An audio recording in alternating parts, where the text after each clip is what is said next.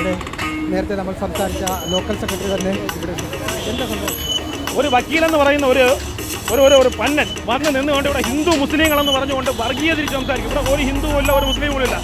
ഇവിടെ പോലീസിന്റെ നിയമം വശമാക്കി പോലീസ് നിയമം നടപ്പിലാക്കുക, അത് മാത്രമേ ഉള്ളൂ. അല്ലാതെ ഇവിടെ ഹിന്ദുവും ഇല്ല, മുസ്ലിമും ഇല്ല, ഒന്നുമില്ല. ഇവിടെ നിയമം നടപ്പിലാക്കാൻ ഒറ്റ കാര്യമുള്ളൂ. ഇവിടെ വന്ന് ഇന്ന് പച്ചയ്ക്കാണ് വർഗീയത പറയുന്നത്. ഇവിടെ ഒരു വർഗീയതയും ഇല്ല, ഇവിടെ ഒരു വേർതിരിവും ഇല്ല. ഇവിടെ എന്ന് പറയുന്നു, ഇവിടെ എന്തിനാണ് പൊളിക്കുന്നത്? നിങ്ങൾ കബർ പോയി പൊളിക്കാത്തത് അത് കേട്ടോണ്ടിരിക്കുകയാണ് ഇവിടുത്തെ ആൾക്കാർ.